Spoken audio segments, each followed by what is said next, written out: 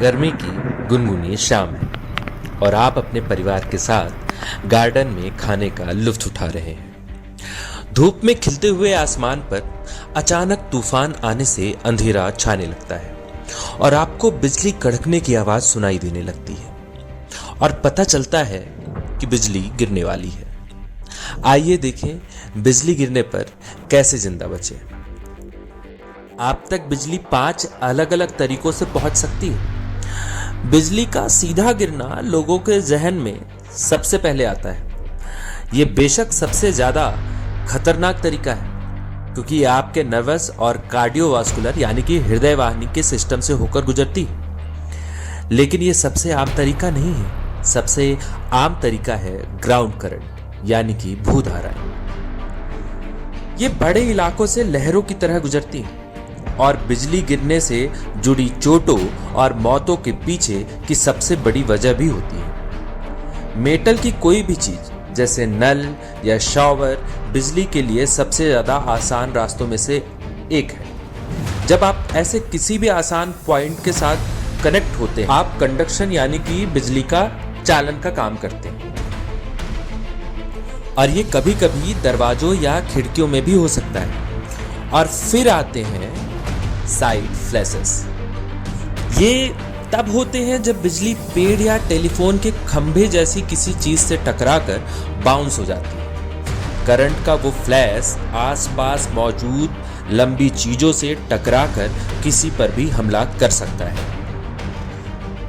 बिजली गिरने का आखिरी तरीका है स्टीमर्स के जरिए। ये एनर्जी के धमाके तब होते हैं जब एटमॉस्फेयर इलेक्ट्रिसिटी से चार्ज हो जाता है। स्टीमर्स जमीन के पास मौजूद चीजों और लोगों से ऊपर की दिशा में जाते हैं। अगर आप पर बिजली गिरती है तो आपके बचने के चांसेस 90%, लेकिन फिर भी आपको दर्दनाक चोटें आ सकती हैं।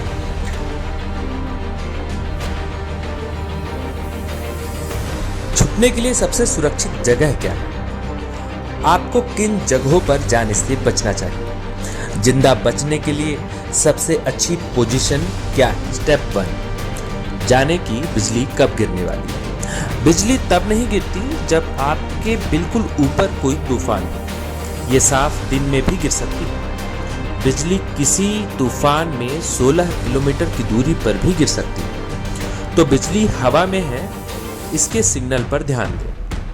अगर आपकी स्किन में गुदगुदी का एहसास हो या आपके हाथों के रोंगटे हवा में उठने लगे तो ये बेशक बिजली का सिग्नल है। और आपको बिजली कड़कने या गिरने का शोर सुनाई देता है तो ये एक और सिग्नल है और आपको किसी सुरक्षित जगह पर चले जाना चाहिए।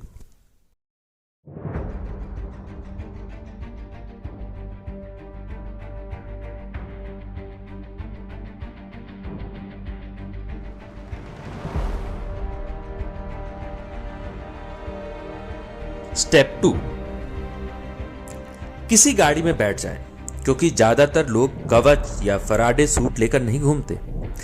इसीलिए गाड़ी आपके लिए सबसे अच्छा ऑप्शन है। ध्यान रखें कि खिड़कियां बंद हों और किसी भी मेटल को हाथ न लगाएं। बिजली गाड़ी के मेटल से गुजरकर जमीन में चली जाएगी जिससे आपको कोई नुकसान नहीं होगा।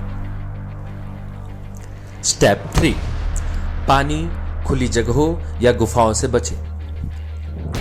अगर आप किसी गाड़ी में नहीं जा सकते तो बेहतर होगा कि आप ये जानते हो कि कहां नहीं जाना है। ऐसी किसी भी जगह पर ना जाएं, ना छुपे जो बंद ना हो, जैसे खुला मैदान और खुली इमारतें। खुली जगहों से बचें, खास तौर से पहाड़ों से, पानी वाली जगहों से दूर रहें। पूल्स, नदियां, झीलें, इन सब से दूर रहें। और अगर आप नाव पर हैं तो माफी चाहूंगा, कुछ नहीं हो सकता।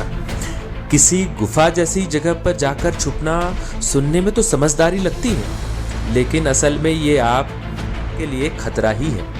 आप कंडक्टर यानी कि बिजली के चालक का काम कर रहे होंगे और बिजली आपको ढूंढ ही लेगी।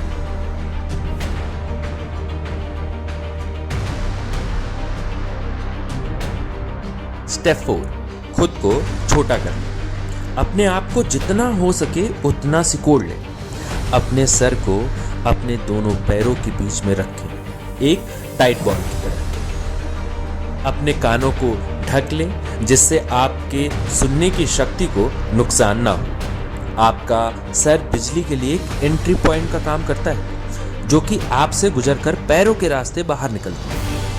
आप इसी दूरी को जितना कम कर सकते हैं उतना कर लीजिए, क्योंकि यही आपके बचने के चांसेस बढ़ाएगा। एक रिसर्च के मुताबिक 3000 में से एक चांस है कि आप अपने जीवन में बिजली से टकराएंगे। तो इस नारे को याद रखिए, जब बिजली कड़के तब अंदर भागो। इससे आप सोफे पर सुरक्षित बैठकर कड़कती बिजली के साथ आने वाले खूबसूरत तूफानों को देख सकते हैं। बस खिड़की के पास मत जाइएगा, लेकिन आपको हर तरह के हालातों के लिए तैयार रहना चाहिए। जैसा कि बिजली आपके घर पर गिरे और आग लग जाए तो शुक्र है कि हमारे पास मौसम के खतरों से बचने के लिए कई सारे एपिसोड आने वाले हैं। तो देखते रहिए द सिद्धांत शुक्ला शो और सब्सक्राइब करना ना भूलें।